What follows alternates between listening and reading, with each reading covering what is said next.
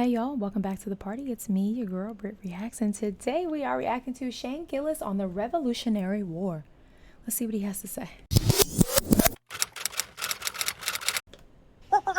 The Joe Rogan experience. All right. You have such a knowledge of history, and you're so interested in so many different things that like it layers your comedy in a really cool way. Thanks. It's good. It's like that George Washington thing. I don't want to say anything because it's so good. I don't want to want to fuck it up, but it's so good. I love that bit. Thanks. And it's also historically accurate.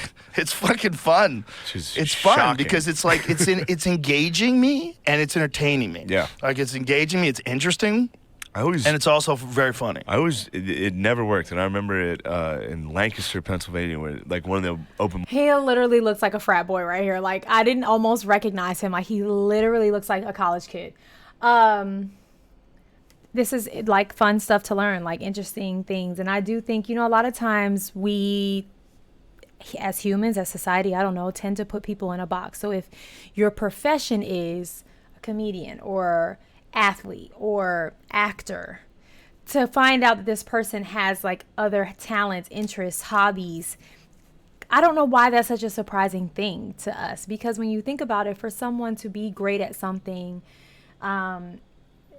they can't just be like good at that one thing. Like there has to be life experience and, a story and like things that got them to where they were. So, and then I love to learn that he uses it in his comedy. I haven't seen a bit from Shane yet. Feel free to leave it in the comments if you know one that, well, obviously George just spoke about one, but I mean, not George, Lord have mercy, Joe. I haven't seen a bit from him yet where he kind of shows his knowledge of history.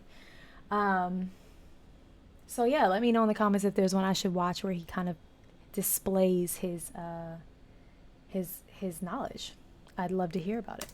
It never worked, and I remember it in Lancaster, Pennsylvania, where like one of the open mics where I started, Amish country. There was a joke I always used to try, and the guy who was running the mic would always be like, "Dude, do it, do the Civil War joke." It never worked. It was just about dudes walking to shoot each other. Like you had to walk. It was something about like how racist you had to like be in the South and wake up one day and be like, wait, they freed who? What the fuck? I'm going up there and walking the whole way. You had to sleep at night and wake up and go like, son of a bitch. And then you walked from Alabama to Maryland and you got shot in the head right away. That's wild to think about. They walked from Alabama to Maryland. They were that angry. They were that upset that they walked all, like, I say this all the time. Like sometimes, as a creator, on the other side, obviously everything I watch and say is subject to opinion, and I am totally aware of that. But sometimes I wake up to these emails from people and it's just like, you watched the video, felt however you felt about it, drafted this email and sent it, and you were that like I said something that was that like upsetting to you.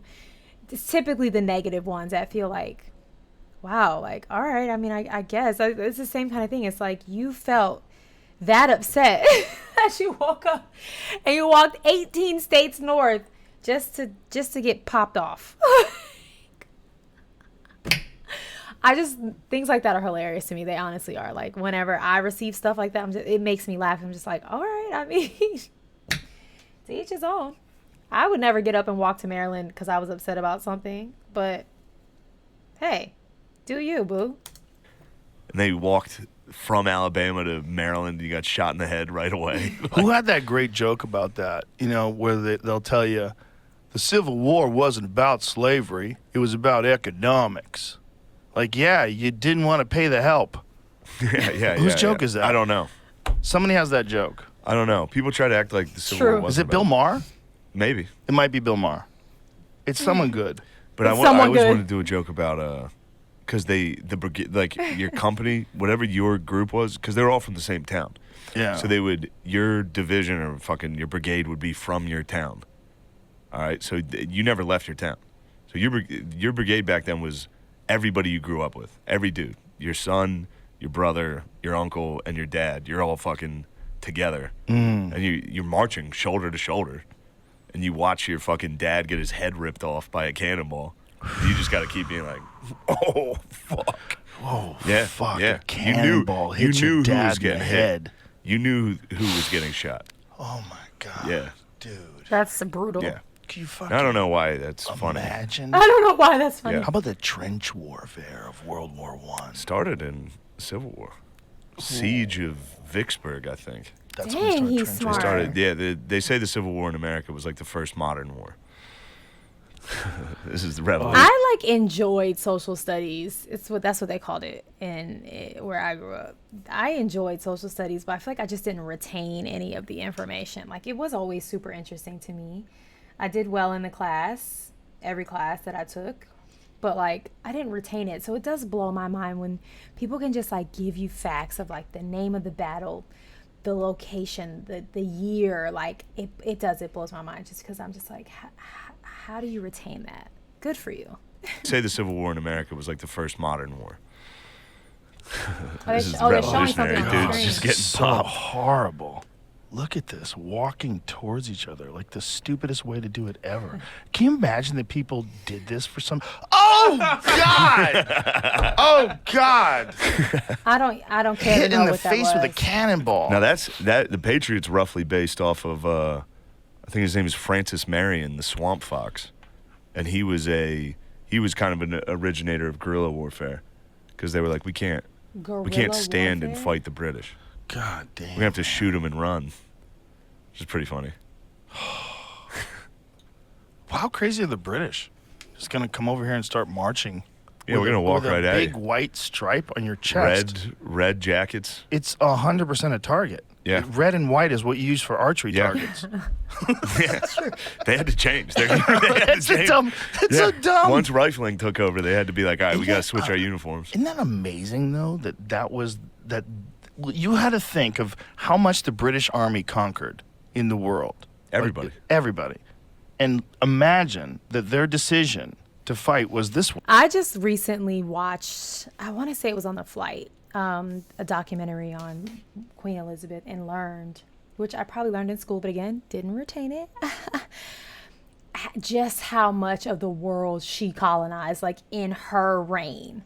Like from Africa to the Caribbean to like Australia, like, I don't know if Australia is correct, but my point is like, that lady was getting busy with colonizing and putting the British flag on everything.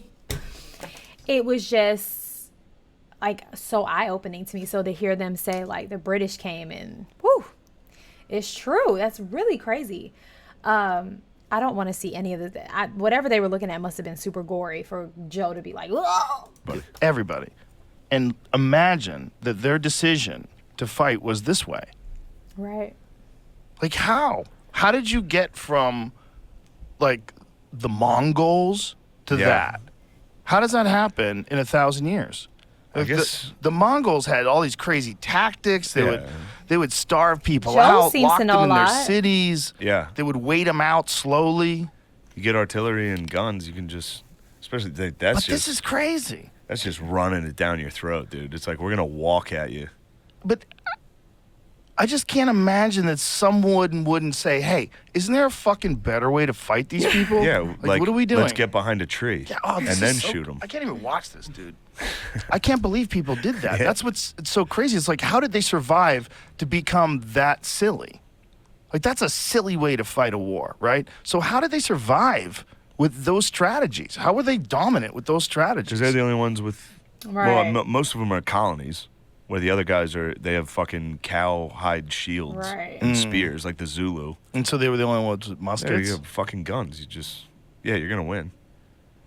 You're the only ones with guns. a great the British were point. the only ones with guns? Well, when it came to like their colonies, in a land war, they would lose a lot to like France, Prussia, those like major continental. Did he say Prussia? Lose a lot to like France, Prussia. It's a place called Prussia? Russia with a P? Yes, I'm about to Google because I was today years old. Hold, please. Oh, it was a German state located on the southeast coast of the Baltic Sea.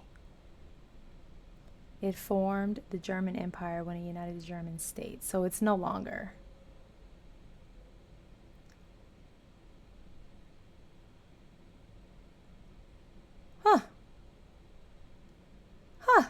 Huh. Shane Gillis is super smart. Holy cow. Those like major continental powers, but England always had a navy. They always dominated through naval warfare. And then they had to team up with everyone to stop Napoleon. Dude, once they started shooting cannonballs off boats, It's a problem. that must have been the game changer. Huge problem. When did they start doing that? When they start doing cannonballs from boats? Because that is a motherfucker. Yeah. You got a cannon on a boat? Shooting at people without cannons? Boom! Yeah, you just do this all day. How Right many here. times did they have to shoot that cannon before they figured out how hard they have to bolt it into the floor?